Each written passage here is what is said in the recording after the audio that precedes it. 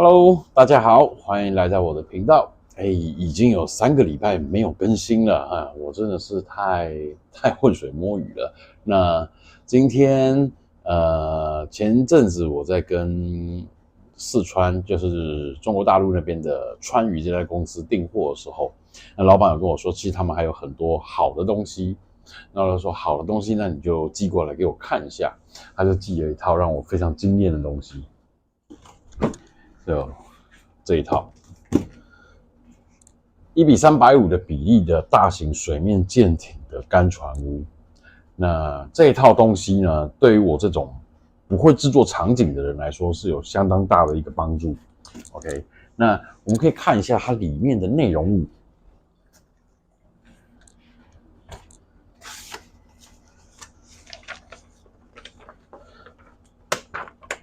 它的设计是采用模块化的这种，就5个零件，5个区块所组成的一个大的干船坞。那比例是应对1:350的，所以它可以放很多的战列舰。可能目前为止就只有小号手那一艘福特级航空母舰是放不进去的，因为它的全长是1公尺。所以它能够容纳的大概就是2战的所有的战列舰都可以进去，那巡洋舰就更不用说。那宽度的话是30公分，高度的话是4.3公分，每一块是20公分左右，然后5块所组成的。那我们来看一下它的模型的细节是什么样子。OK， 这个就是它的本体有很多的船坞，它大部分的建筑工式是使用水泥去铺成的，那上面都会有一些区块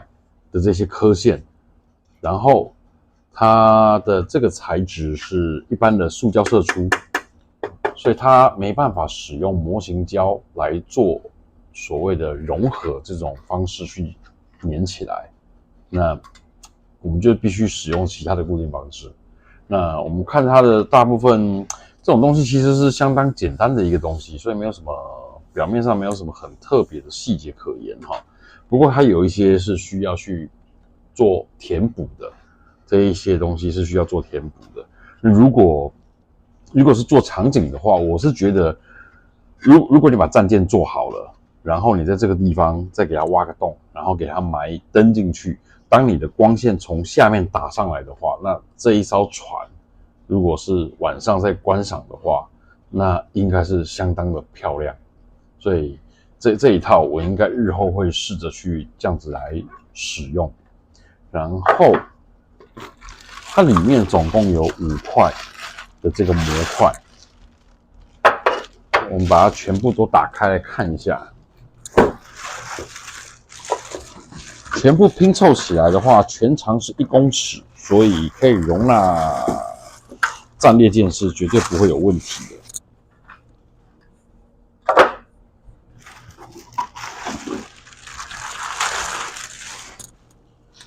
那我们在安装的时候，其实就是你把它翻过来，对齐之后并齐之后，你用夹子把它夹起来，然后直接钻个孔，从这边钻个孔过去，然后锁上对锁的螺丝，然后帮它做个固定，两侧，最好是可以上到大概两颗，总共4颗的螺丝，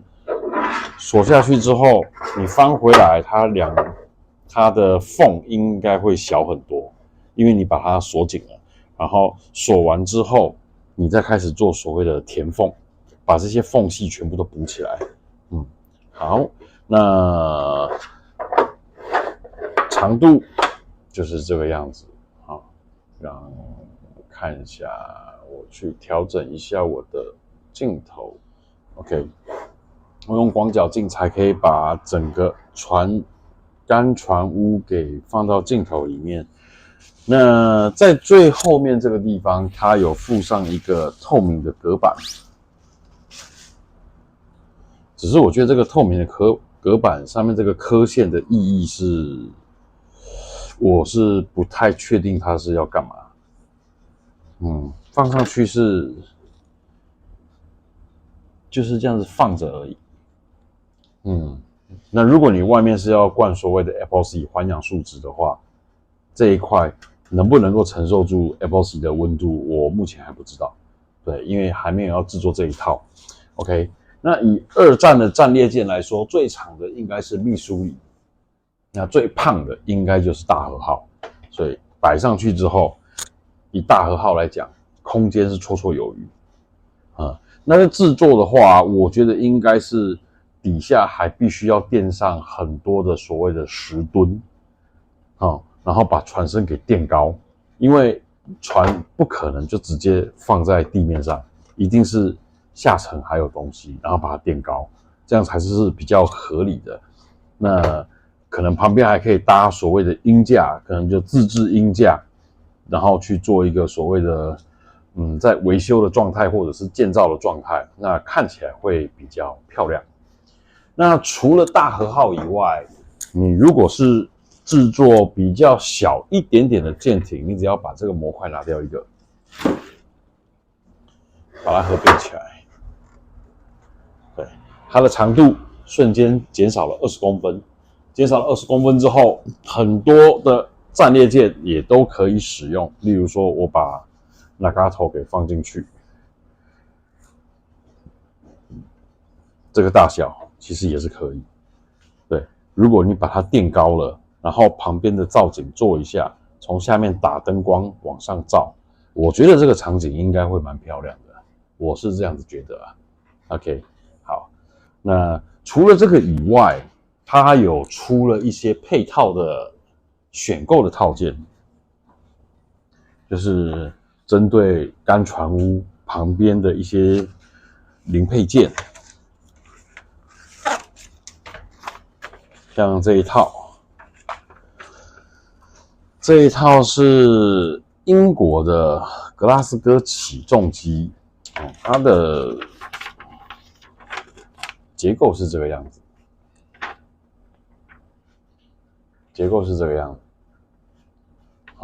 所以它下面是没有看到任何的滑轮，那它应该是固定式的。如果你是战列舰在正中央的话，它可能需要这边一座，然后这边一座，这边一座，它的吊臂的涵盖范围才可以涵盖整艘战列舰。使用的材料里面有 3D 列印件，然后金属零件。吊车的本体它是采用蚀刻片，我没有看过这么大的蚀刻片，真的，我真的没看过那么大的蚀刻片。那也可以看到蚀刻片上面的细节，上面的铆钉都有设计出来。然后由于它的体积非常的大，所以你在上色、你在喷涂的时候，我觉得这个应该不会很困难。只是你要找到这么大的蚀刻片的工作台去折它，就有一点困难了，因为没有那么大的蚀刻片的工作台。我看一下，一般来讲，我用过最大的。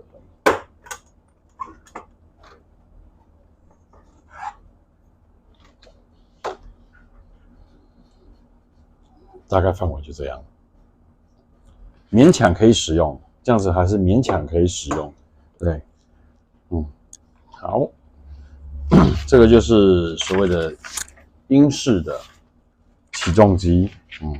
那包含它的吊背前面的这些缆绳、这些 cable 钢缆，全部都是使用金属蚀刻片，然后后面的控制室也是使用蚀刻片去折起来的，所以折起来之后上色之后还要再旧化。看起来这一套做起来应该是蛮壮观的啦，再搭配这个船坞，就会有我们的 Warship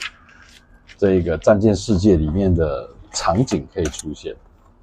好，那除了这一套以外，还有这一套。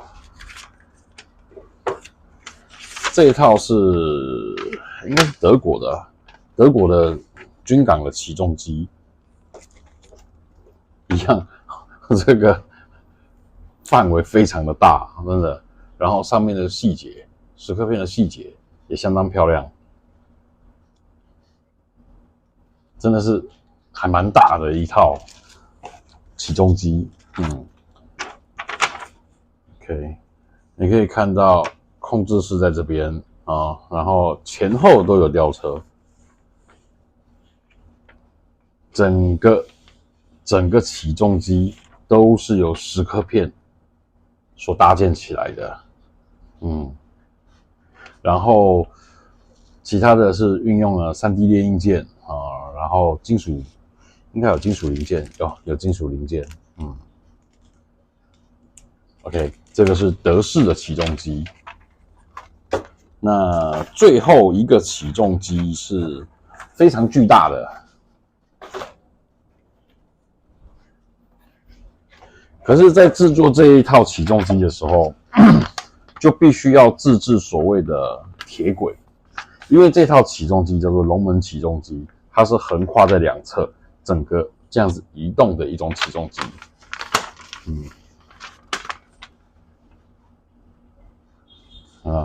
它的底部是靠这个在移动的。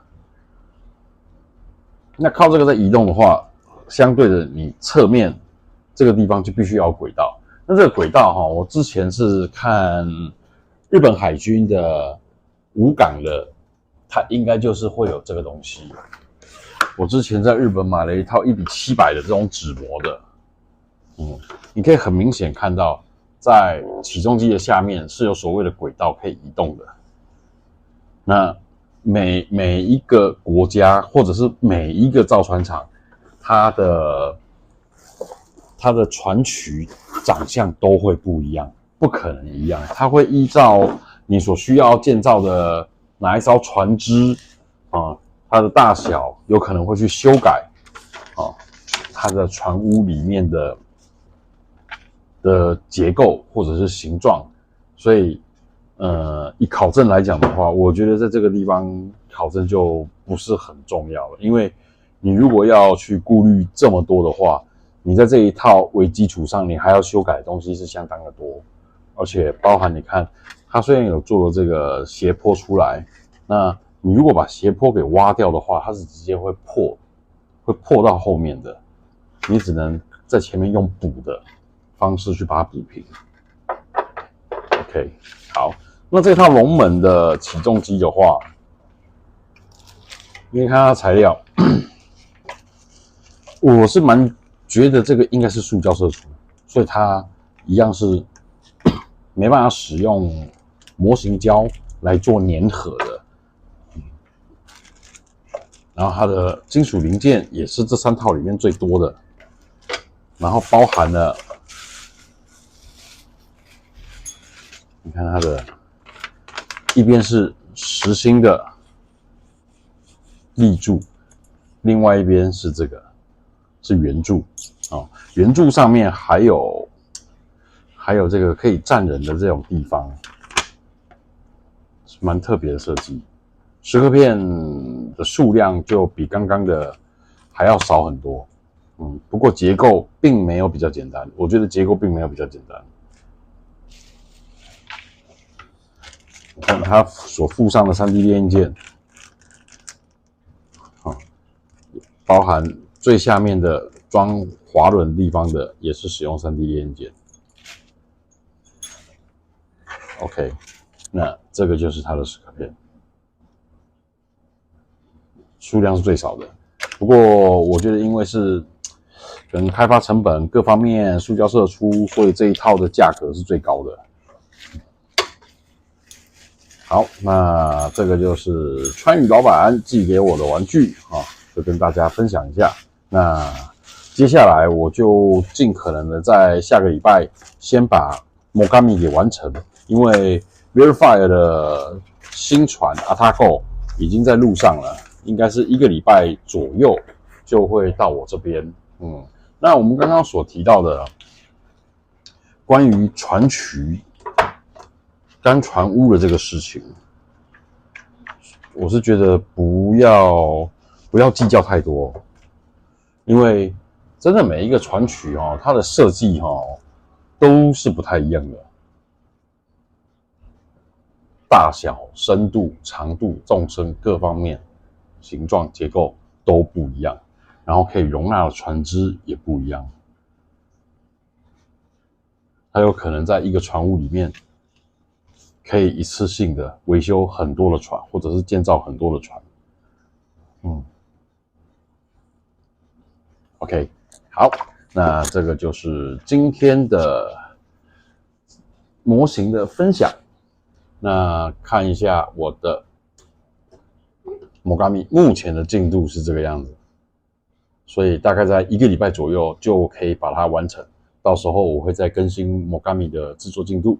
OK， 那就下个礼拜见吧。好，各位，拜拜。